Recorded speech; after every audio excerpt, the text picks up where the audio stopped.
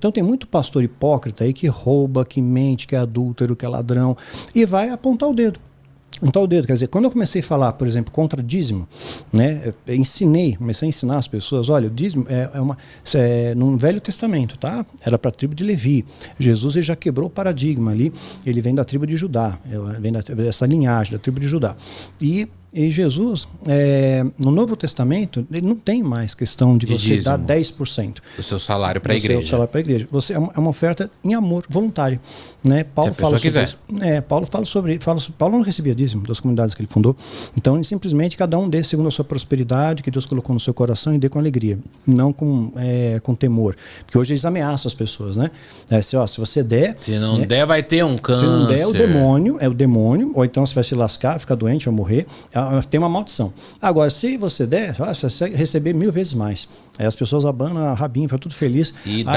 E acaba dando. E tem muita malandragem nos bastidores. Eu não quero perder o fio. O que eu tô gostando é que você tá contando em partes o seu processo de... Quando você entrou pra Irmandade, né? Pra seita satanista. E aí a gente vai indo pra outras... Eu tenho muito seguidor meu que fica brigando comigo. Você vai pra outro assunto. Mas eu gosto assim. Porque a gente vai... Livre, né? A gente vai lembrando de coisas que depois, se a gente não falar, a gente não lembra depois, né? Então tem que falar logo. E uma coisa que eu não queria deixar, que eu me lembro onde a gente parou na história, que é das injeções, que eu fiquei chocado. Tem vários. Mas tem uma coisa recente que aconteceu na Igreja Católica, que o Papa... ele autorizou a bênção de casais homossexuais. Sim. Você viu isso, né? Isso. E aí a gente tem ali dentro a gente tem... O que eu tô vendo um movimento de outros padres mais conservadores falando, o quê? Não está errado. Aí eu fico... Eu tô assim, não... E agora? Porque é igreja contra igreja. O que tá acontecendo? Pois é, irmão contra irmão. Irmão uma segunda rebelião aqui. Né? Criaram uma segunda Porque tem rebelião. uns falando assim... Não, mas a Igreja Católica vai ser contra sempre, né? Que usam aquele Deus ama o pecado, mas odeia o pecador e tal. Uhum. E eu sempre me pergunto, eu falo, gente, eu sou uma pessoa, eu me acho uma pessoa, eu não faço mal pra ninguém, Daniel. Eu quero Deus ficar tá na minha, coração, quero fazer. Cara, E só porque eu tô lá transando com um cara ou beijando um cara, eu vou pro inferno pra sempre, entendeu? Então, assim. E daí, cara, eu vejo assim. Tem um vídeo no meu canal, e que eu fui muito achincalhado também.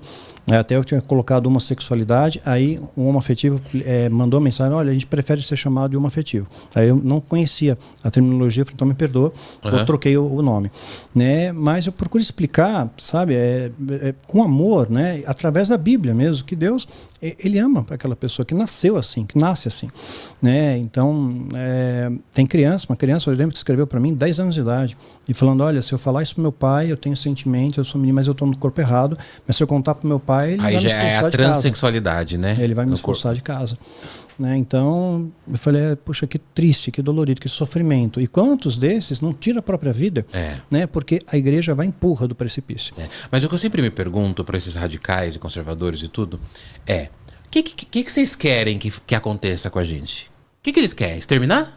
Pois é. Ou que a gente fique vivendo uma vida de fachada? Porque, querendo ou não, tem um monte de gays vivendo de vida de fachada. Até de pastores, tá? Até eles um monte. Depois nos bastidores eu te conto uma história que eu não posso contar aqui, porque se eu contar...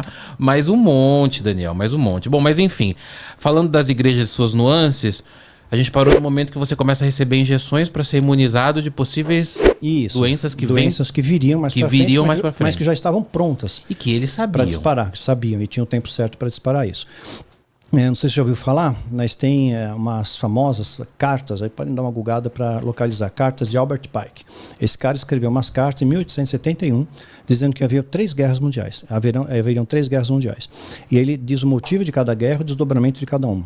E a terceira guerra seria entre judeus e muçulmanos. Né? E exatamente a gente vê agora acontecendo. Né? Acontecendo. E embora, né, Israel tenha um sistema de inteligência ultra sofisticado, o Mossad, né, tenha o Domo de Ferro, até teve uma israelense que postou, né, nas redes sociais, combatente, tá? Linha de frente de combate, tá militar. Ele falou, olha, não passa uma barata pela nossa cerca, cara, sabe? Não sei como é que a gente foi invadido. Aí, curioso, eles entraram, lembra, por parapentes, né? Por trás da fronteira e pegaram os soldados que estavam tomando conta da fronteira pelas costas. A revista Economist, na capa da revista Economist de 2012 ou 2011, mostra exatamente esse desenho. Esse desenho, né, tipo, o Netanyahu, né, num parapente, o outro os invasores, né, e tem tendo uma guerra ali. Exatamente uma guerra. E fala sobre o clima também. Então a revista Economist conhece a agenda. Sabe startar os momentos certos ali. Né? Então, qual a maneira de Israel poder redesenhar o seu mapa? Porque eles querem fazer o terceiro templo. Né? Então, quando o Estado de Israel foi estabelecido, em 14 de maio de 48, né, tiraram a parte do templo. Né? Hoje tem a mesquita, tal, o Domo da Rocha. Né? Então, polemizou essa questão. Então, somente uma guerra poderia redesenhar o mapa. Né? E a gente está vendo aí a coisa comendo solto. E é global, né? Você vê agora a Coreia do Norte também. Então essa seria a Terceira Guerra Mundial? A Terceira Guerra. O Trump já falou sobre isso, eu postei até nas minhas redes sociais, uma fala dele, né? E vai ter uma outra guerra assim, e o Trump usou uma palavra interessante, porque ele conhece os bastidores da coisa, né? Ele falou, é uma guerra sem precedentes, né? Então, houve horrores da Primeira e da Segunda Guerra, mas a Terceira Guerra é sem precedentes, porque tem armas que podem matar em escala assim, industrial as pessoas, extermínio da população. Que é uma das metas, né? Não sei se você lembra das pedras da Geórgia, já ouviu falar disso? Não ouvi falar. Era uma espécie de Stonehenge americano. Então, na Geórgia, pegaram... ninguém sabe quem foi o empresário que fez isso. Stonehenge é aquelas pedras com rosto humano, né? Não, essas são os moais. Então Rapa Nui, na Ilha de Páscoa. O Stonehenge é aqueles círculos de pedra que tem na Inglaterra. Né? Tem na Inglaterra. Então, são pedras gigantes, que era também o local onde os sacerdotes celtas, os druidas, faziam suas cerimônias rituais. Então, são pedras de 45 toneladas, sabe? E a pedreira mais próxima, de onde está localizado geograficamente Stonehenge, fica a 400 quilômetros de distância. Então, ninguém sabe, outros mistérios, que nem pirâmide, né? Ninguém sabe o que fizeram naquele negócio. Ninguém sabe. Mistério do conhecimento da antiguidade não era pequeno, não. Então, era chamado as pedras geórgicas como Stonehenge americano. Um empresário mandou fazer algo, 3 blocos de pedra, super pesadas também, toneladas de peso, e dentre várias coisas ligadas a dados astronômicos e tal, e ninguém nunca descobriu quem foi o empresário. Mantiveram em segredo isso. E depois explodiram. A câmera que estava filmando mostra a explosão, mas não mostra quem instalou os explosivos. Quer dizer, acabou o tempo ali. Mas ficou 42 anos em pé. E ninguém nunca soube quem sequer construiu. Mas a pessoa que construiu tinha um conhecimento enorme de astronomia, de astrologia. Escreveu 8 idiomas mais falados no mundo, né? Idiomas antigos também, e dentre as normas que eles chamam de nova ordem, estava exterminar a população mundial. E a meta, estava escrito nas pedras de Geórgia, era chegar a 500 milhões de pessoas no mundo. Então nós somos 8 bilhões. 500 milhões de pessoas mortas? Não, e ao contrário, nós somos 8 bilhões, matar 7 bilhões e meio e ficar 500 milhões no mundo. Ficar 500 milhões. Ficar 500 milhões. Você vê agora uma coisa curiosa. Pai do céu, 7 milhões. Zuckerberg. Né? É um cara que tem informação pra caramba, não tem? Mark Zuckerberg, criador do Meta agora, né? Metaverso, o Meta eu acho que tá com... como é que é o outro? Mas é o criador do Facebook, né? O Zuckerberg, do Facebook, Google, tudo mais, ele tá por trás. Né? Do Meta, agora quem comprou, né? A Meta é o Musk. Não tô nem sabendo, compraram o Meta? Comprou, é o Musk. Não, o Elon Musk comprou o Twitter. Comprou o Twitter. O Twitter, que agora é X. Isso, o Meta agora é o Instagram, né? Tá. Meta, Instagram, WhatsApp, Facebook. Que virou X agora, né? Isso, o Twitter virou X. Twitter virou X, então. E ele é dono de uma frota de satélites, a maior quantidade de satélites do mundo é o Musk que soltou pro ar. Então ele tem muita informação. Muita informação. Zuckerberg também tem muita informação. Ele está investindo bilhões de dólares na construção de um bunker só para ele. Então, eu vi isso. Esse cara isso. sabe que nós não sabemos. Então. Ele sabe que alguma coisa está acontecendo. Mandou fazer um bunker para ele. E tem bunkers no mundo inteiro. E tem embaixo do Kremlin, tem bunker. Embaixo de onde? Onde tem a base de poder da Rússia. Então, mora o Putin lá. Né? Na Casa Branca tem bunker. Então tem bunker e tem cidades também. Pequenas cidades que você porta 5 mil, 10 mil pessoas. Bunker é como se fosse falando de maneira... É um esconderijo debaixo da terra, caso haja alguma coisa... Uma guerra nuclear. No mundo do terror a gente fala no apocalipse zumbi, né? Isso, apocalipse zumbi. Isso é uma coisa interessante. Sabia que existe? Existe apocalipse zumbi? Eles estão preparados para isso, é sério. Tem um filme na Netflix. Bom, não é muito distante, né? Um vírus pegar as pessoas que faz o corpo delas caírem. Mas já está acontecendo. Tem um filme que passou, tá na Netflix ainda, eu acho. O Mundo Depois de Nós. Né? E esse filme é um filme assim muito preditivo, ele canta a bola do que aconteceria se nós não tivéssemos mais comunicação. Sem internet, acabou sem a comunicação, energia, acabou rápido, a comunicação. E aí cientistas começam a falar sobre isso. Olha, esse ano, 2024, o Sol vai ter uma tempestade solar que pode afetar nossas linhas de transmissão. Né? Podemos ficar sem internet por um período. Né? Cientista, isso é notícia, matéria, ciência falando. Né? Então, há uma grande possibilidade disso acontecer. E aí, como é que seria o mundo diante de uma situação dessa? Hoje tudo é digital. Hoje é Pix e tal. Já estão querendo eliminar papel moeda. Sim, eu ia falar, meu dinheiro é todo digital, nem vejo cara. Já estão mudando. E isso, a Economist já tinha previsto. Em 98, uma das capas de Economist já falava numa moeda única. E já estamos aí na criptomoeda, o Fórum Econômico Mundial. Esperou o momento certinho para promover algo chamado Grande Reset. Né? Então esperou o momento certo, né, de um momento de medo das pessoas e pânico das pessoas, de confinamento, de regras, não saber como é que vai ser o dia do amanhã. Para mudar a chavinha. Para mudar a chavinha, e o medo está nas pessoas mais... suscetíveis. né? Exato. Aí o que acontece? Nesse filme, mostra que servos, eles estão meio abobalhados. Isso é o bicho, né? Servos. Tá, né?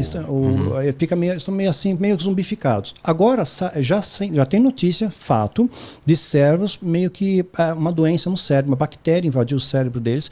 Eles se debatendo na rua. Sim. E disseram que isso pode passar para o ser humano. E, curioso, o Pentágono já sabia disso, ó, uma cara. Desde a década de 60, o Pentágono já sabia disso. O Pentágono tem umas coisinhas ali com o alienígena, que parece que ele meio que não quer falar muito, agora tá soltando aos poucos, né? Falando que existe OVNI. Então, o Pentágono já tinha noção de que os zumbis podem chegar. Na verdade, é uma bactéria, que descongelaram isso, né? Tava na Sibéria. História de apocalipse zumbi, Daniel. Essa bactéria se aloja no cérebro humano, pode passar para o ser humano, está pegando nos cérebros agora, mas pode passar para o ser humano. Passando para o ser humano, o Pentágono tem um projeto, isso aí é público, tá? CONOP 8888, só a gugada lá, CONOP 8888. É um plano de contingência do Pentágono, caso essa bactéria altamente transmissível, tudo mais, pegue nos humanos. Pegou os humanos, você vira um ser totalmente irracional, você sai batendo, mordendo, chutando. Zumbi, cara. Zumbi, você tem que matar, não tem jeito, não tem cura. E se a pessoa te morder, cai na sua corrente sanguínea, aquela saliva, você vai pegar a bactéria também. Já era, então tem que matar. E o Pentágono tem um plano de contingência para isso já, chamado CONOP 8888. Isso é público. Cara, não é à toa que os filmes...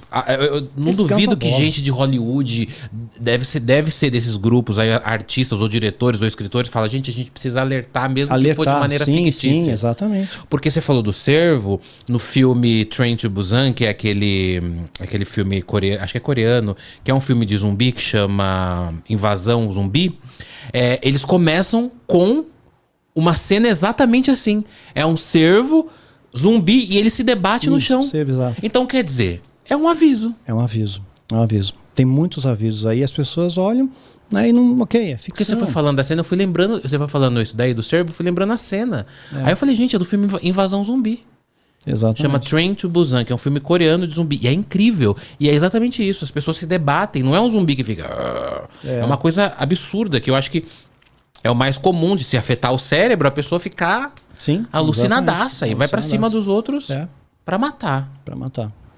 Agora eu fiquei com medo, sabe? Hoje, zumbi eu tenho medo. Tem isso, e hoje tem todo o investimento, é por isso que é uma indústria farmacêutica, de preparar campo de pesquisa, deram um grande investimento na pesquisa, por exemplo, desenvolver medicamentos para a fase terminal do câncer, embora tenha cura. Tem a cura para o câncer. Um médico americano descobriu isso em 1934, depois de 10 anos de pesquisa, ele descobriu a cura para o câncer. Esse cara foi encontrado morto no apartamento. Assim que ele anunciou, e todas as anotações dele sumiram. Que nem Nikola Tesla. Tesla também era um cara mais solitário, mas um gênio, 200 de QI. Né? E ele chegou a... Ele já tinha desenhos de propulsão, como se fosse um disco voador. Desenhos de Tesla, de Nikola Tesla, desenhos como se fosse um disco voador. Tesla é marca de carro, não tem nada a ver. Eu tô indo cientista, o Nikola Tesla é cientista. Não tem nada a ver, você tá falando Tesla, eu fiquei pensando no carro aqui. Mas é o cientista. Então ele tem no seu... procurar na internet você acha isso aí. Mas sobrou pouca coisa, porque aconteceu? Ele descobriu a tecnologia Wi-Fi antes que ela existisse. Ele conseguiu antever isso. Só que não tinha tecnologia na época para aquilo. Né? Então, mas ele sabia, essa possibilidade. Temos essa possibilidade. Assim como tem propulsão de algo que a gente poderia chamar de disco voador. Ele tem um desenho de disco voador. Né, os desenhos, tudo, só que na época não tinha um sistema de propulsão que hoje poderia ter.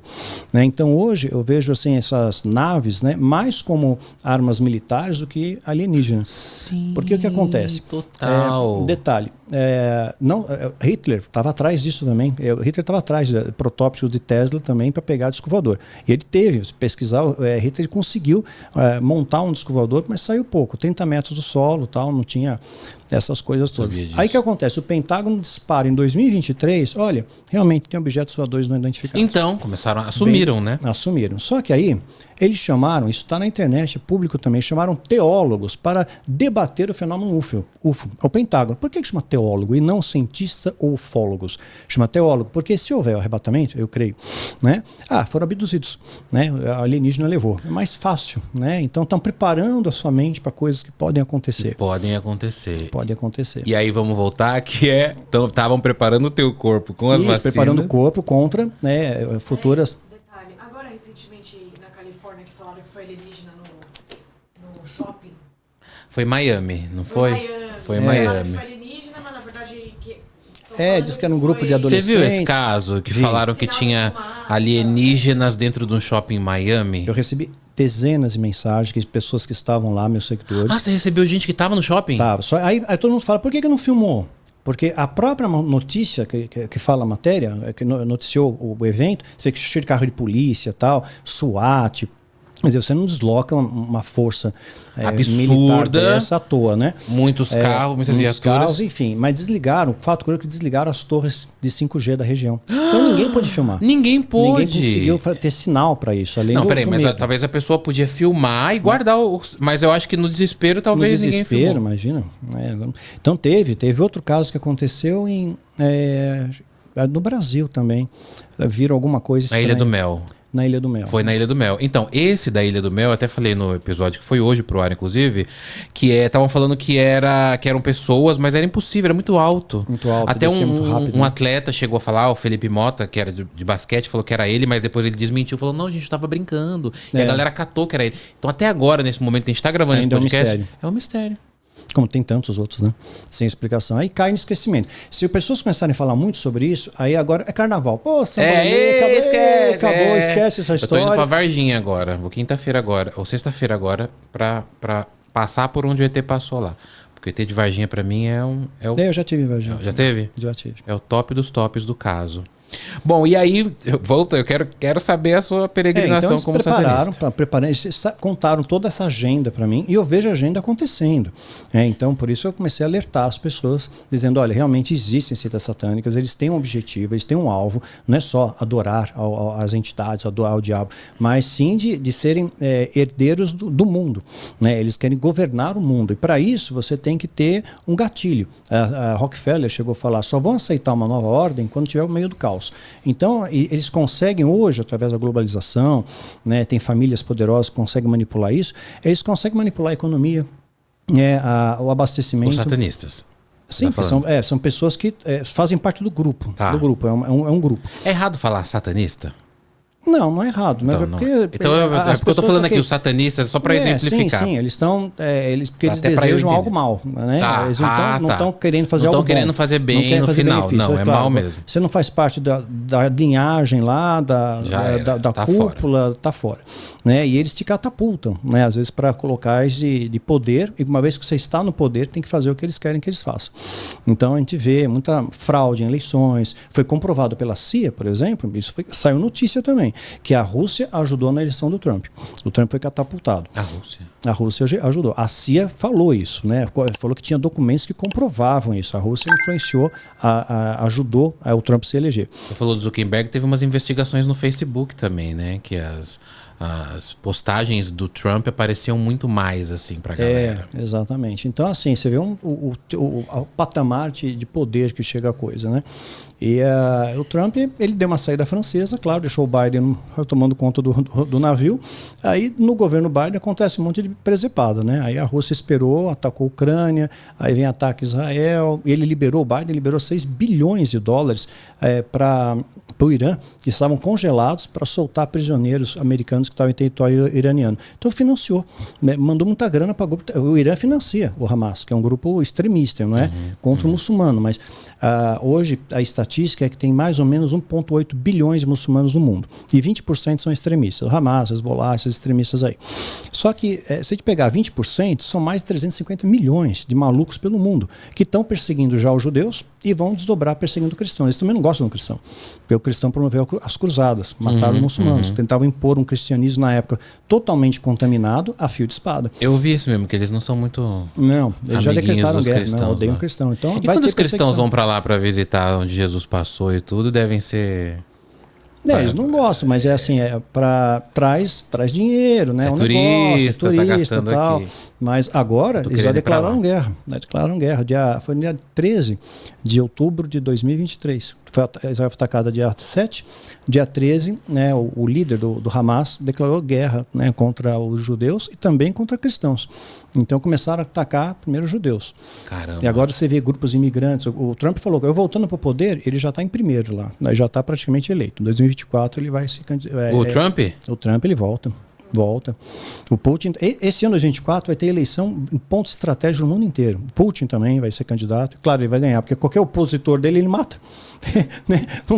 Putin não tem oposição. Né? Se levanta o opositor, misteriosamente o cara morre com uma coisa radioativa. Alguma coisa acontece. Alguma coisa acontece, somente plutônio. Oh my God. Ô Daniel, eu sei que a gente tá. É muito interessante, mas eu quero saber de você lá dentro. Você tomou as injeções e aí você começa sua, entre aspas, peregrinação como satanista. Como é que foi? Sim, aí porque logo você fica maior de idade, né? Sim, fico maior. Na minha maioridade, 17 para 18 anos, eu fiz o rito de iniciação. Faz um ritual de iniciação, você faz um juramento, tal, tem todo um processo detalhado. E por mais paradoxal que seja, né, eu me senti muito bem com aquilo. O ser humano tem essa questão de pertencer. Quero pertencer a um grupo, quero ser aceito. E lá eu me senti pertencente. Então todo mundo, túnicas, né, que nem De Olhos Bem Fechados, o filme. Túnicas pretas, tal. Sim, tem isso mesmo, as tochinhas. Não. Tem. A iluminação é por fogo, tal. Tem incenso, tem todo um clima, uma ambientação, né? Ambientação, né? Aí rola aquele clima, né? Então, rola o clima. Rola o clima. Aí depois, né, de feito o processo ritual, tudo mais, né? Você tá todo mundo encapuzado, você se vira para a plateia, tira o seu capuz, todo mundo tira também e te aplaudem. Então você se sente muito bem. Super bem. E aí rapidamente me arrumaram emprego, né, numa multinacional, onde o presidente lá era ligado à seita, e eu de repente ganhei um cargo muito bom. Só Mentira que eu não que existe isso. Eu não sabia nada. Nada, gerente financeiro. Como que é o nome disso? Não é, nepotismo é quando você. Que é parente. É parente, mas ali eles se ajudam. É o QI, né? Quem indica. Quem indica, exato. Então, tinha uma outra pessoa que fazia o trabalho por mim, eu só assinava. Então, eu tinha um prestígio na sociedade. Estava na sociedade, né? Eu estava de uma multinacional, comecei a rapidamente muito novo, um prodígio, assim. Mas não, tinha outras pessoas que faziam o que tinha que ser feito por mim, que eu não entendia nada daquela área que eu estava. E outra pessoa fazia, só assinava, mas tinha um prestígio social, tinha um dinheiro, tinha um cargo, tinha salário, tinha todo um. E aquilo começa a fascinar, né? Você, puxa vida, é coisa legal. Sim, isso. Não, é meio que paradoxal, né? Porque ao mesmo tempo que você tá num cargo foda, tal, mas assim, lá dentro, não sei se isso aconteceu com você, de você, puta, mas será, gente? Porque eu não tô me sentindo bem aqui, não tô fazendo real, só tô assinando. Era ok pra você? Pra mim é ok, porque eu assinava era ok. Viagens para negócio e não fazia nada. E aí ganhava uma grana também boa. Ganhava uma grana boa, tudo. Então, sabe, assim, parei de andar de busão, quer dizer, pra mim naquele momento histórico. Era isso. Foi maravilhoso. Chegou né? a isso. Sabe, então. Tava bem diante da sociedade. E eles se ajudavam muito lá dentro. Então eu queria aprender mais a filosofia. Tive acesso a livros. Quando eu tive acesso aos livros, né, secretos. Você já gostava, né? Eu já adorava, que são livros que são feitos por copistas, né? Não é impresso em gráfica. Meu Deus, livros secretos. Livros secretos, né? Então, tipo, Clavícula de Salomão, né? Supostamente escrito por Salomão, né? Salomão sabe, ele se desvia, se inclina aos deuses, é um cara sábio, inteligente, então ele conseguiu quebrar muitas chaves, segredos, né? Que uma tal de entidade, um tal de Raziel tinha ensinado aos homens, mas essas chaves, somente os anjos tinham conhecimento de como entender, como quebrar essa chave secreta que daria muito poder ao homem. Então, Salomão quebrou essas chaves, escreveu alguns livros, né, supostamente escritos por ele, e tem lá os originais, né? Os originais. Você teve acesso a isso? Tive acesso, claro. É traduzido em vários idiomas, né? Traduzido pelo mundo. Então, cada unidade, cada base, que eles chamam de base, tem vários locais no Brasil, por exemplo, onde tem grupos que se reúnem da mesma seita, mas tem uma base, uma base majoritária, né?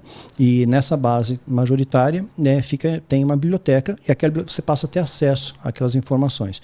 E você começa a aprender a fazer rituais, começa a aprender invocações de entidades. Aí você vê, a entidade veio mesmo, eu chamei e veio, apareceu. E até então não dava medo, porque não eram hostis. E não aparecia com chifre, rabo, essas coisas aí. Como que era essas? Eram invocações mesmo. Você fazia aquela questão do... Eu lembro que você falou no começo que veio a carta com o pentagrama e tal. Então tem isso mesmo no satanismo? Tem. Até você faz o pentagrama. Tem a geometria sagrada, né? Então eles plagiam isso, profanam o sagrado, pegam âmbitos geométricos, desenhos geométricos, que vão ser catalisadores de energia, né? E vão criar toda uma atmosfera para atrair essa entidade, uma entidade negativa para atrair essa entidade negativa. Como se vibra na mesma faixa de onda, digamos assim, você não tem medo, né? Aquilo ali não é assustador para você, né? Então estava de boa, né? E assim, qualquer problema que eu tivesse, eu tinha todo um aparato. Tava uma galera ali para te ajudar. Uma galera para me proteger, para me ajudar. Então, estava indo tudo bem. Só comecei a ouvir falar que eles também faziam, né, nos estudos, né, nos rituais, falavam isso também. Vai chegar um momento que você vai ter que participar no ritual, que rola sacrifício, né? Rola sacrifício. Aí dizia, mas o que é uma vida? O que é uma vida? Né? Sabe? Deus mandava matar uma cidade inteira, matar mulheres, crianças, ataca a cidade, mas não é que se mata só os homens. Deus mandava matar mulheres, crianças, animais, não deixa nenhum vivo. Deus mandava fazer isso, mas era o contexto de época, né? Hoje eu vejo com mais clareza. Mas na época eu falei, mesmo, Deus é mau. Mas eles colocavam isso pra você pra ter, tipo, mas se Deus faz isso, qual o problema da gente fazer aqui? É uma vida, né? Essa vida não vale nada, essa vida não é nosso grupo, sabe? O que não é do nosso grupo é como se fosse gado, sabe? Assim, não tem valor. Isso que eu vejo em filmes de terror realmente existe. Não tem valor, aquela vida não tem valor. Então é uma coisa fria. Uma coisa fria, sem sentimento. O sentimento é para eles. Eles são unidos entre eles. Mas saiu fora do grupo, qualquer pessoa é como gado, como matar uma galinha. Né? Como fazer um ritual e matar uma galinha e matar uma pessoa. Eu tô chocado e com medo, porque se me pegarem, eu não sou do grupo. Eu me matar, né? E aí não tem grito, nada, né? A pessoa vai... Mas existe sacrifício humano mesmo dentro da coisa? Não, existe. Isso sempre existiu historicamente. Falei de Moloque, né? Era uma entidade que exigia sacrifício de criança. Até Salomão fez um templo a Moloque. Nós vamos ver os astecas matavam em escala industrial. Isso foi comprovado cientificamente. Até quando os espanhóis descobriram ali a região onde estavam os astecas, que é o atual México, eles matavam. Foi narrado nas escrituras dos espanhóis, nos relatos, que eles matavam 20 mil pessoas em 4 dias. Eles falaram que é uma coisa absurda. Aí a ciência foi atrás para ver se era isso mesmo. E chegou a comprovar cientificamente que era. O Discovery, um documentário, muita coisa tiraram da internet, mas eu copiei tudo isso, eu tenho HD e eu passo onde eu posso passar, né? Entendi. E eles queriam que você começasse a participar desses rituais? Começar a preparar minha mente primeiro a aceitar aquilo como uma coisa normal. Assim, é só uma vida, né? Na verdade, você está trazendo ali uma espécie de oferenda, de um sinal de devoção, de lealdade, né? Que você é capaz de dar essa vida para o demônio, né? Não a minha, né? Mas de um terceiro. Então, meu pai. E começaram a preparar. Eu ia xingar você, eu ia falar que desgramado. Aí chegou um patamar, né? Assim que eles marcaram realmente a data. Olha, agora você vai pular o patamar, você vai subindo degraus, né? De poder. E tem uma hierarquia até chegar lá no sumo sacerdote. Então, eu já estava num nível quase sacerdotal, né? Então, feiticeiro e sacerdote, mas para eu chegar ao sumo sacerdote, eu tinha que participar desse ritual. E aquilo foi perturbador para mim. Eu falei, eu não consigo matar um bicho, um animal não consigo matar, sabe? Eu não consigo dar quando eu dava estilingue quando era criança, eu via molecada matando passarinho. Passarinho assim, eu nunca tive coragem disso, nem um passarinho, sabe? Então, como é que eu vou matar uma pessoa? Uma pessoa que, sabe? ainda mais pensando com a mente que eu pensava antes. Eu coloquei isso para isso. Se eu sei que o cara é um bandido, é um estuprador, é um assassino, beleza, até condena a pena de morte, até as leis americanas vão a pena de morte. Agora, uma pessoa inocente, sabe? A mente é jovem, criança, né? Então, que é isso que os demônios gostam. Então é complicado. Aí eu fiquei com aquilo na cabeça, foi perturbador aquilo para mim, né? Perturbador. Eles tratavam com muita facilidade e tal. Tentava te E eu convencer que falei, era normal. não vou participar. E ficou na minha cabeça que eu não ia, e a data foi chegando. Aí nessa época eu namorava com uma moça, ela era evangélica, mas não era praticante, né? E aí ela me levou para conhecer. Ela sabia que você era satanista? Não sabia. Já pensou em ficar com um cara satanista sem saber? Ele me convida para uma festinha? Chocado. Aí eu entrei, me convidou na igreja dela. Eu entrei e tinha um grupo trazendo um louvor, uma adoração para Deus. Então você vê que a adoração, ela realmente te conecta com Deus, fortalece você espiritualmente. Mas é adoração de verdade, por isso foi profanado também. Hoje muitos grupos que antes eram adoradores de verdade viraram mercadores da fé, né?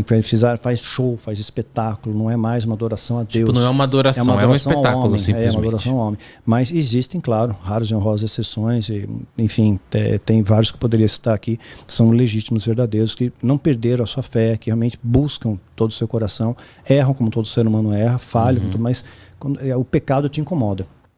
Quando você faz uma coisa tendo ciência que aquilo vai fazer um mal a um terceiro, né, ou que você está enganando as pessoas, né, ou fazendo aquilo por mero dinheiro. Quantos grupos, por exemplo, de louvor assinaram com a Rede Globo, por exemplo, para participar do Festival Promessas? Não sei se você lembra dessa história. Lembro do Festival Promessas, lembro. Você tinha a vitrine da Globo, assinou ali um termo, né? E tinham que fazer algumas coisas. Então, muitos desses grupos, cadê esses grupos hoje? Né? Se for atrás, o que aconteceu com eles hoje? Eu às vezes eu lembro de muitos... Aí acabou o Festival Promessa. Eu lembro de muitos nomes, assim, de pessoas, não da igreja evangélica, mas mais da igreja católica. Mas quando a gente fala em adoração... Eu via a adoração dentro das religiões como uma coisa muito bonita, tipo, como uma coisa de gratidão. Né? Gratidão. Então você exato. faz você faz ali uma oração, que aquilo vai subindo, vai se aquecendo, exato. E a música te ajuda a te levar nessa conexão. E aí você meio que se conecta, né, com Deus naquele momento. Eu lembro muito de Pentecostes. Para mim, Pentecostes é muito forte. Sim. Quando vem as línguas de fogo, né, em cima dos apóstolos e fica em cima. Eu acho muito bonito, porque é interessante, porque a gente pode ver de várias vertentes, né? É uma meditação, ou é o quê? É uma adoração, é você adorar ao Criador. Sim. Né? E aí você falou que isso no satanismo também tem a profanação disso, né? Que é o outro lado. Sim, então existe uma adoração lá também. Só que uma adoração profana, né? Onde tripudiam ao Criador, né? Mas tem uma melodia bonita, tudo muito bem engendrado. Mas o intuito é outro. O intuito é outro. E aí você entrou nessa igreja com a sua ex-namorada na tinha um grupo de adoração adorando de verdade, para valer. Eu lembro até hoje a letra, era meu, somente meu, todo o trabalho, o teu trabalho é descansar em mim. Isso era uma música. Música, era um hino, né, que eles falam. Um hino, uma música, mas não tradicional, sabe? Mas era uma coisa que já tinha aqui, guitarra, bateria e tal, mas era uma adoração de verdade. Eles estavam ali fazendo para Deus, não para o homem, né? E aquilo ali foi tão forte, eu senti na falta de uma palavra melhor, uma energia contrária àquela que eu estava vibrando. Foi um toque, então, né? Um toque de Deus, digamos assim. Mas eu perdi a consciência, cara. Eu apaguei, Você jura? Eu perdi a consciência. Fisicamente caiu? Desmaiei, perdi a consciência. Eu senti primeiro uma energia, eu não soube explicar o que era aquilo, mas eu perdi o controle muscular, comecei a me contorcer, como se eu estivesse tendo um ataque, sei lá, de... uma epilepsia, uma coisa assim. Como se fosse uma epilepsia, não é? De repente, apaguei, perdi os sentidos. E quando eu abri os olhos, tinha um monte de gente em cima de mim, gritando, orando, uma gritaria toda. E eu estava todo sujo, né? E caí no chão e tal. Então foi uma situação ruim para mim. Aí eu falei com as minhas líderes. Você falou, só um pouquinho assim de cortar, mas você falou que estava sujo, então quer dizer que você deve ter tido alguns movimentos na hora que caiu, porque cair não fica sujo. Não, será que você contorceu. Debatido, Entendi. com certeza, né? E muita gente, depois que o Filho do Fogo foi publicado, pessoas que escreveram para mim, que leram um livro, e falaram, puxa, eu lembro, eu estava lá naquele dia. Na igreja? Né? Naquela mesma igreja, uma igreja grande, né?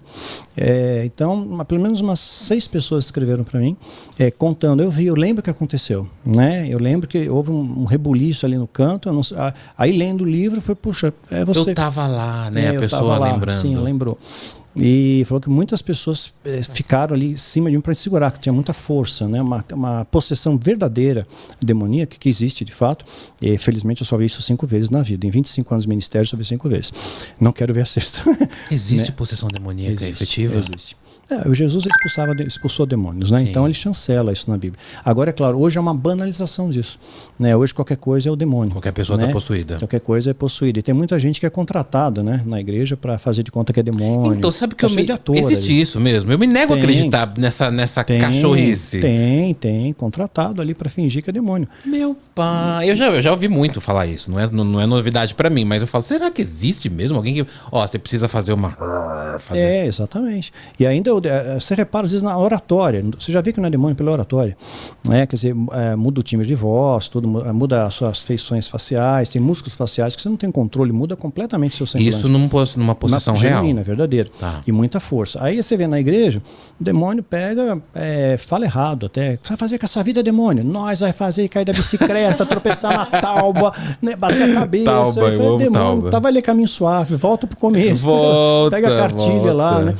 Então, você vê que a coisa é fake, mas o povo está tão... A lavagem cerebral é tão grande, né, que as pessoas mergulham naquilo e acreditam que aquilo está rolando mesmo. Eu não quero perder esse ponto de exorcismo, que eu amo o exorcismo, eu amo muito essa história. Mas você estava na igreja, a galera te acordou.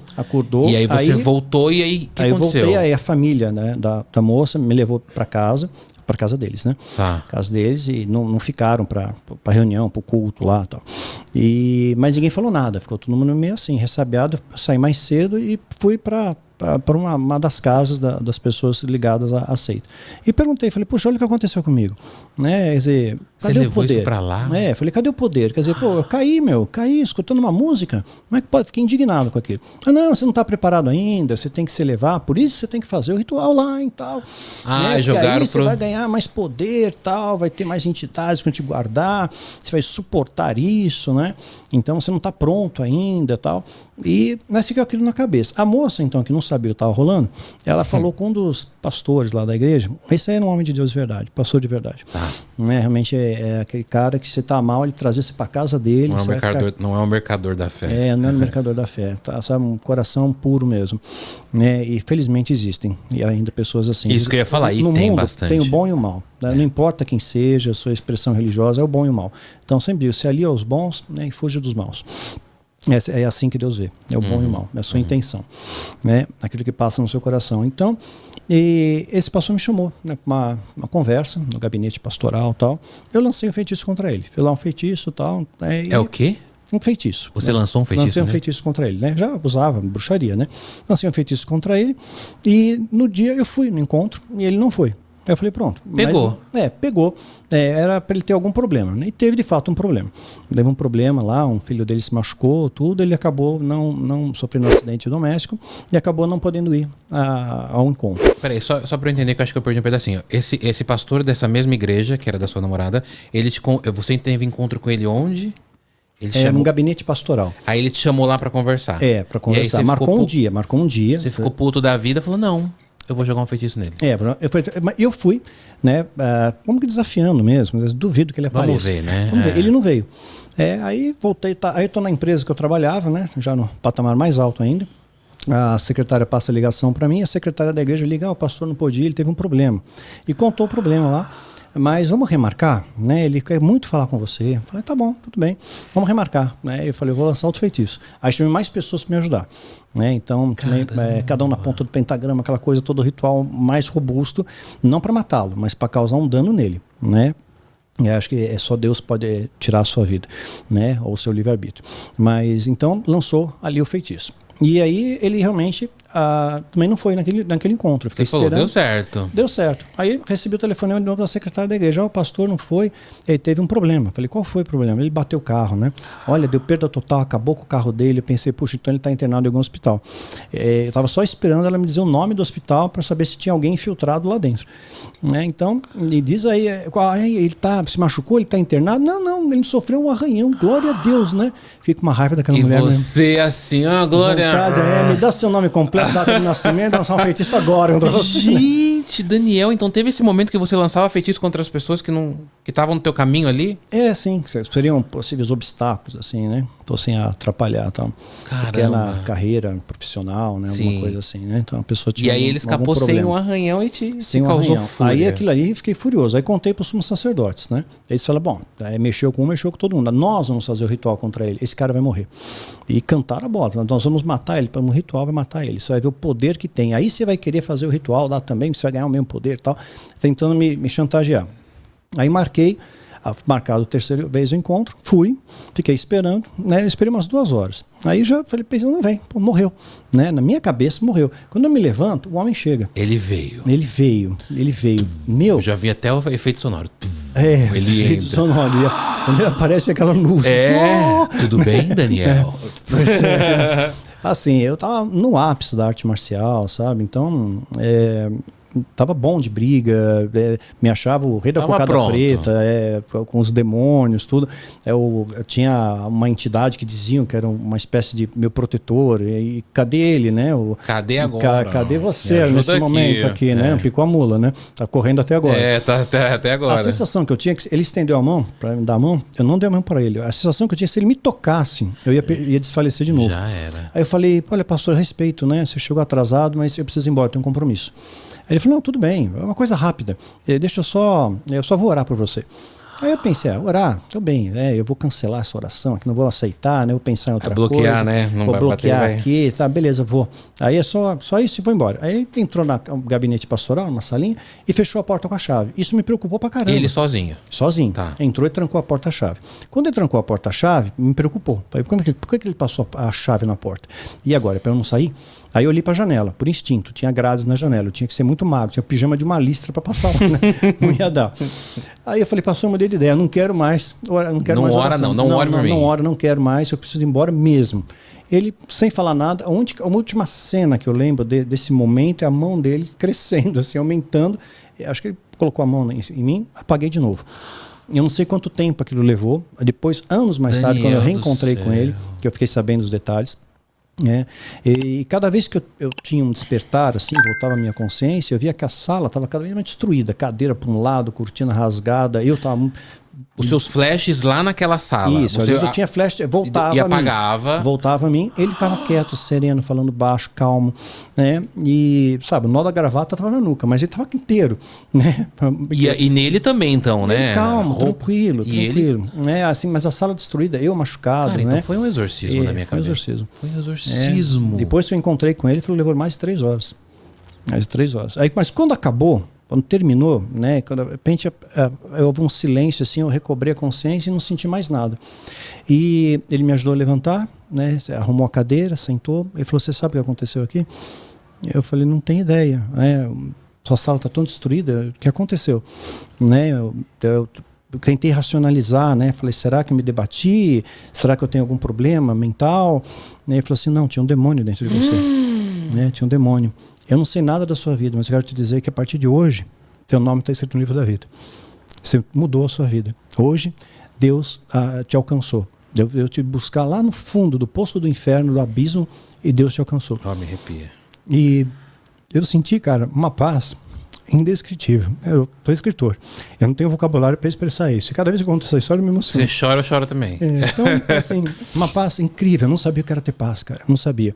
Eu sabia que era ter momentos de euforia, de alegria, coisas temporais, passageiras, mas paz, não. Aquela paz inteira que a gente... Uma coisa assim que parece um abraço, sabe? Um abraço. Até o cachorro latir aqui. Deus te abraçando, assim. Tá amarrado.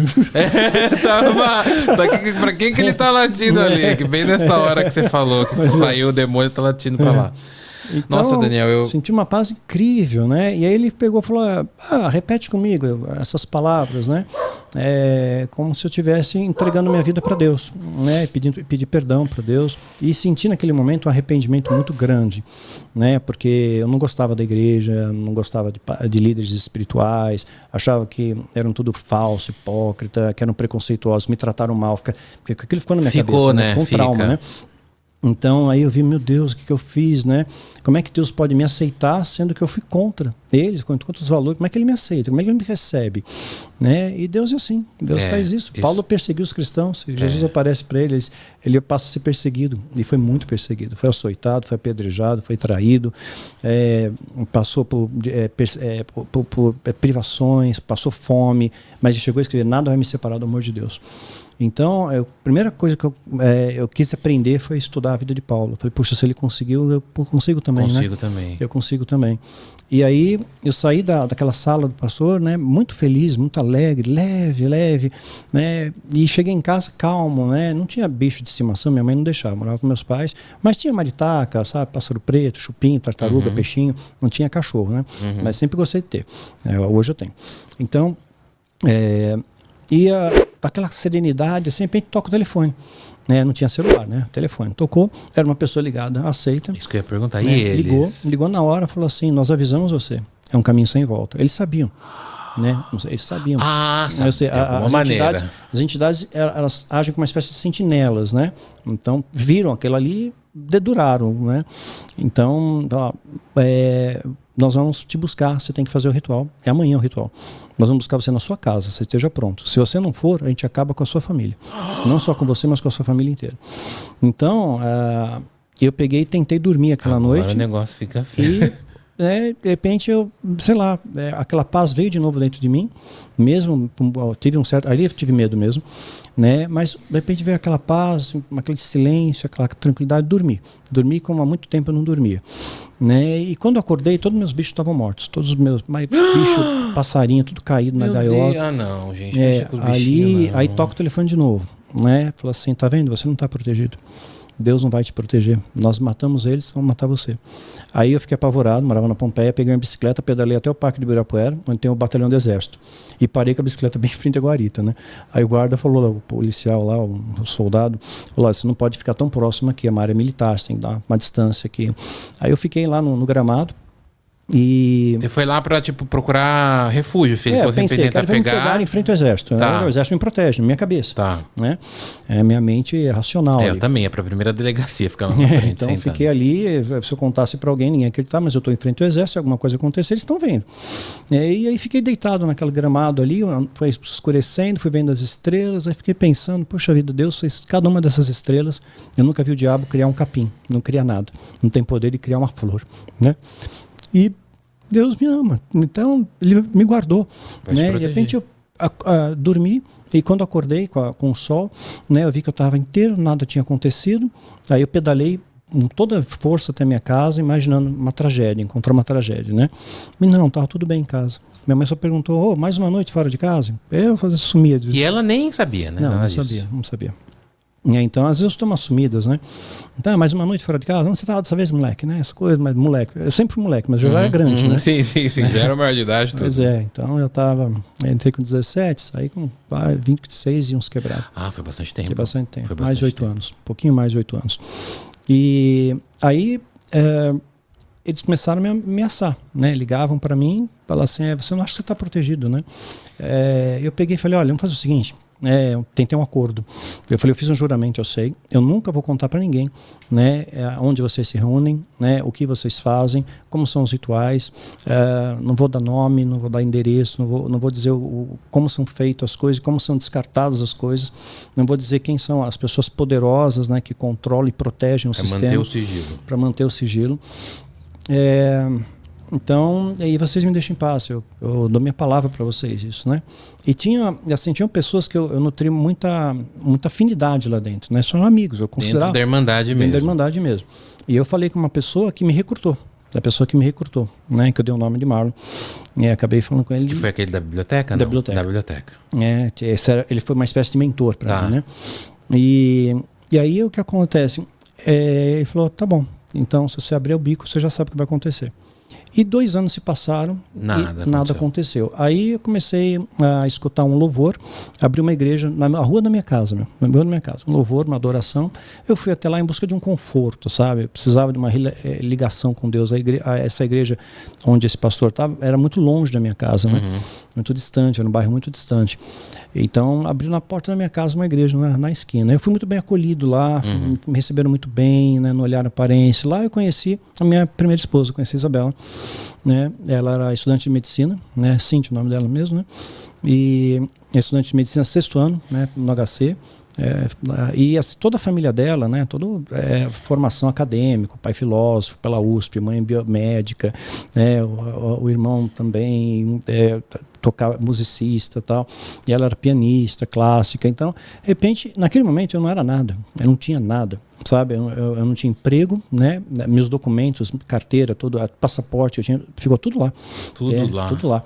Quer dizer, assim, perdi tudo, né? Eu vivia dava aula de Kung Fu, mas ganhava uns trocadinhos com aquilo, né? Então, e ela se interessou por mim, né? Soube, né? Meu pai tinha falecido fazia pouco tempo, eu estava meio triste, né? O ambiente em casa estava meio ruim, e ela estava liderando uma peça de teatro da igreja, uma peça de cunho de evangelismo, né? Para trazer as pessoas para Deus. E ela viu que eu estava meio abatido, ela falou: você não quer participar da peça? Né? E eu, mas vou fazer o quê? Você faz o papel de um artista marcial, você faz uma coreografia e tal, então mostra uma pessoa em busca de algo para preencher o vazio, vai buscando cada coisa, nada preenche, aí encontra Deus. Né? Meio que era o momento que estava passando ali. Né? E aí, então teve os ensaios da peça, a gente foi se conhecendo, tudo, e eu vi que ela não me olhou com preconceito, sabe? Não olhou com interesse nenhum, que não era nada, não tinha nada. E eu falei, puxa vida, né? Será que existe isso, né? Um amor puro, verdadeiro? Porque lá no satanismo é tudo amarrado por interesse. Sim, né? Tudo se amarrado por interesse, por laços de interesse. Né? Eles diziam que não existia a coisa pura, o amor não existia. Né? Eles não acreditam nesse amor puro só por amor, incondicional, sem condição. Sem né? condição. É só você com tem interesse. Que ter uma condição, com interesse. Você tem que ter um merecimento, tem que ter uma troca para isso. Né? Tipo, porque não é muito diferente no mundo hoje em dia. É difícil achar amor puro, né? Muito difícil. Genuíno, né? Amor incondicional. Sem nada, O padre Fábio de Mello falou uma coisa que marca muito. Ele falou que você só sabe quando alguém te ama na sua inutilidade. Nunca mais esqueci essa frase. Quando você não é útil para nada, você não tem nada a oferecer e a pessoa está do teu lado. Ali. Pai meu, que a pessoa te ama. Então, a gente começou a namorar, ela começou a falar em noivado. Eu falei, caramba, eu vou contar para ela a minha história, porque ela vai se meter numa roubada, né? E eu contei para ela. Falei, a única pessoa que eu contei tudo. Todos os detalhes, contei. Você contou até aqueles detalhes que você falou que não ia contar? Você contou pra ela? Tudo. Eu falei, ela precisa saber, né, com quem eu sou, de verdade. E eu pensei que ela fosse ficar horrorizada ou assustada. Ela pegou e falou, não, nosso Deus é muito maior que isso. Nosso Deus é o Criador. Nosso Deus é o Criador, eu não tenho medo disso não. Né? E aí me levou no hospital algumas vezes. Eu lembro que a época a AIDS estava matando, era uma época que a AIDS matava mesmo. Sim. E ela cantava, quer dizer, ela terminava o turno dela, né? Já estava fazendo a residência, terminava o turno e ela ia cantar para os pacientes terminais. Né? Que já estavam com AIDS. Já estavam com AIDS, estava terminal e não tinha os coquetéis, tudo hoje, que hoje tem, né? E eu fui acompanhá-la numa dessas vezes, ela com um grupo de médicos, né? Então eu tinha acesso àquele espaço que eu não teria, mas estava junto com eles, né? Aí você conseguiu entrar. Credencial. E assim, uma coisa simples, sabe? Voz, violão, né? E unção. Só isso. Você via, não tinha um apelo, não tinha uma promessa falsa, Deus vai te curar, ou é demônio. Não, só amor. Só ali, amor, né? Só acolhimento.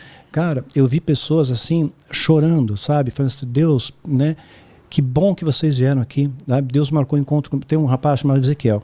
Eu lembro da fala dele até hoje. Ele falou, Deus marcou encontro comigo aqui, nesse hospital com vocês. Vocês me fizeram enxergar como Deus me vê, com amor, né? Sabe, com amor. E, sabe, nem meus parentes vieram me visitar.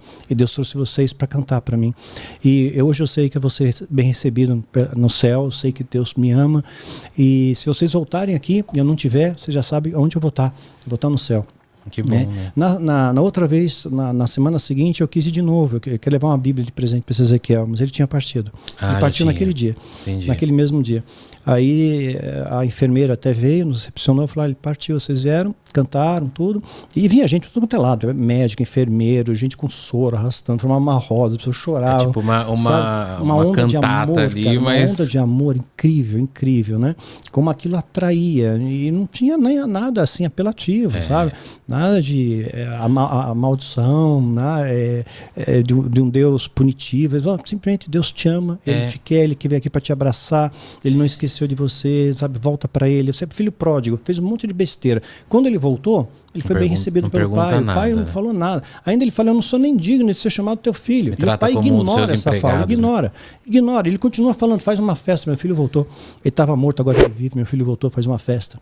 Então, quer dizer, Deus é assim, cara, sabe? Você chega até Ele, acabou, sabe? Acabou tudo. O bandido quer da saber cruz. De nada, não é verdade? Então, ele olha o seu coração. Então, ele fez um desenho, uma tampa de marmita, né? A gente veio um pouco antes do jantar, aí depois foi servido o Ezequiel. Aí foi servido o jantar, ele não jantou, mas ele fez um desenho na tampa da marmita e deixou lá com a enfermeira. Ele falou: se acontecer alguma coisa, eu quero que você entregue para eles. E eu tenho isso aí até hoje, né? Que bonito. Então, o que era o desenho? Pode falar? Ele fez um desenho como se fosse uma cidade no céu, né? E nessa cidade, ele desenhava bem até, né? E tinha uma pracinha, e ele falou, e ele lembrou dos nossos nomes, cara, o nome de cada um. Tinha acho que umas 8 pessoas, ele lembrou o nome de cada um, né? Lembrou só fulano, beltrano, ciclano e tal. E se eu não estiver aqui, nesse leito, eu vou estar aqui. E a gente já tem um encontro marcado nessa pracinha aqui, lá no céu. Ai, que bonito. Eu chorei tanto aquele dia, cara. Eu falei: nossa, que amor, né? Que amor é esse? Então, aí você tem aquela conexão com Deus forte, né? E é claro, teve ameaça, começaram a me ameaçar. Aí eu escrevi o livro, né, O Filho do Fogo. Eles ficaram com muito receio do que eu ia, o que eu estava escrevendo. Porque eu não tinha grana para nada. Quer dizer, a gente casou, a gente morava num apartamento, né? Eu não tinha móveis no apartamento, tinha uma televisão, tinha um tapete, a cama, né? E o local que eu sentava para ver a televisão era um travesseiro mesmo que eu deitava à noite. Não tinha nada, não tinha nem para comer, cara. A gente literalmente passamos fome. E o livro para escrever, né? E as ideias no livro. Ideias do livro. Aí a gente conseguiu um computador, na época montava o computador. Isso que eu ia te perguntar, né? escreveu em computador já. Começou na mão primeiro, né? Na mão. Na manuscrito, depois a gente transportou e gravava em disquete, a época era disquete. Lembro, tive Aí disquete. eu vi o livro, todo mundo falando: você é louco escrever um livro, o livro não dá nada, o brasileiro não lê. Minha liderança espiritual, meu pastor, dizia: não vai dar, isso aí não dá nada. Todo mundo, 100% das pessoas dizendo que era uma loucura. Não tem dinheiro nem para comer, você vai publicar um livro como? Com que dinheiro você vai bancar isso daí? Eu falei: não, eu vou colocar, Deus colocou muito forte para contar que existe isso, que existe pessoas do mal e elas têm um objetivo. Não para ensinar os segredos, né? Mas eles não sabiam que eu estava escrevendo. E a gente começou a receber ameaça. Eles não sabiam, eles não iriam sabiam. saber depois se um dia comprar e ler o livro, né? Exato. E aí, assim, até tudo foi um milagre, sabe? Eu experienciei milagres, pequenos milagres, né? Não tinha grana para nada mesmo, passamos fome, literalmente. E ela nunca reclamou, né? Cíntia nunca reclamou de nada. Nunca falou: poxa, você precisa arrumar um emprego, né? E ela também não se sentiu mais em condição de ser médica, ela abandonou a medicina, que o pai dela faleceu. Aí a família, com falta de sabedoria, falou: que adiantou ter uma médica em casa? Seu pai morreu e você não pode fazer nada. Quer dizer, jogou uma pedra nela. Ela entrou numa depressão violenta. Violenta. Falou: eu não sou digna de ser médica. E só que ele morreu dormindo. Ele tinha uma cardiopatia. Mas, gente, as pessoas morrem, né? As pessoas morreu dormindo.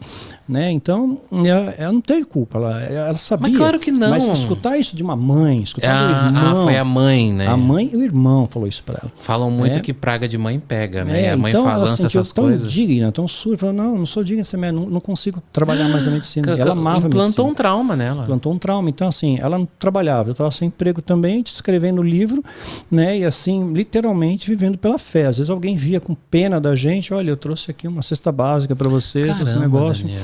Né? Eu trouxe uma oferta, um dinheiro.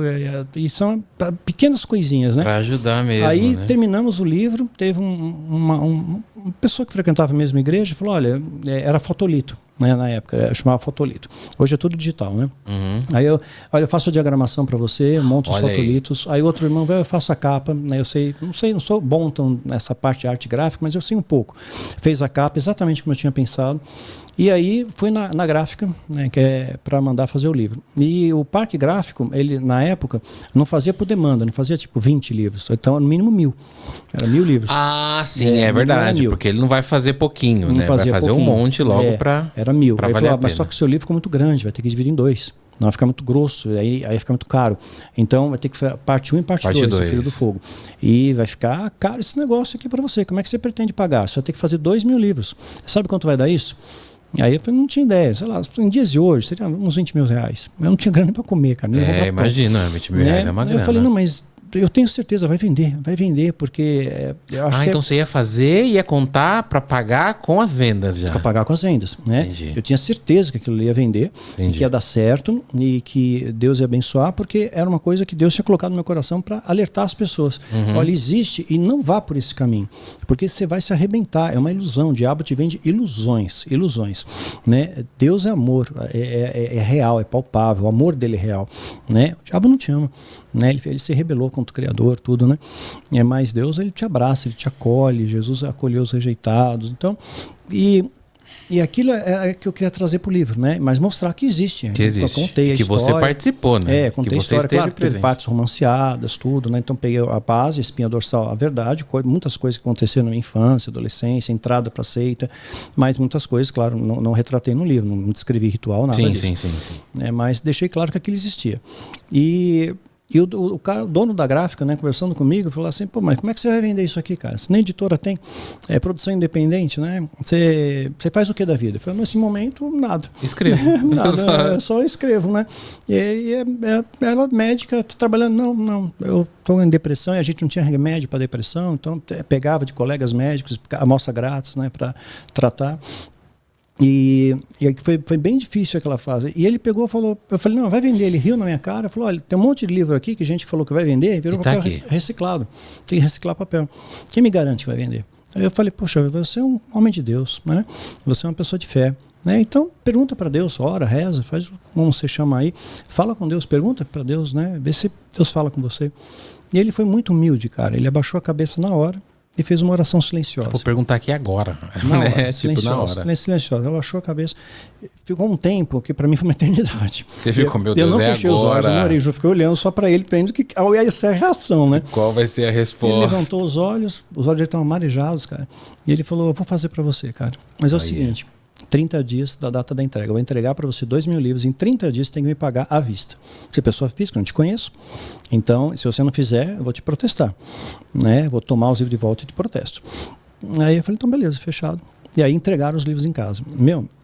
Você não tem ideia de quanto que são 2.000 livros. Eu não tinha móveis. Então o livro virou balcão em casa. Virou mesa. Virou um cômodo. É cômodo, né? E a gente mudou de casa até, a minha esposa falou assim, poxa, eu tive um sonho que a gente tá morando num lugar assim, assado, que era no Vale da Bênção, na Sariguama.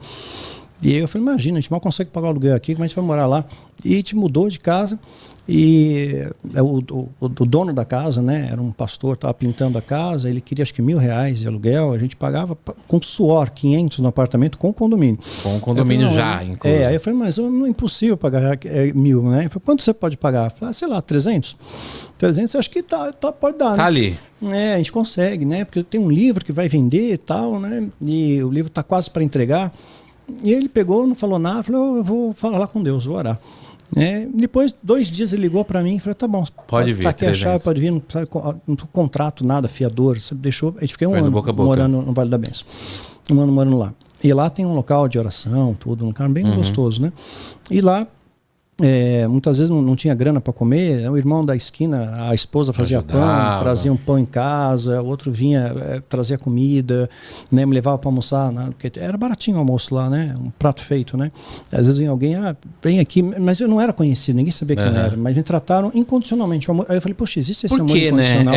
Por quê? Eu não tenho nada a oferecer de volta? Eu vejo assim o cuidado ali de Deus, sabe, separando as pessoas certas, mostrando, olha, esse amor existe.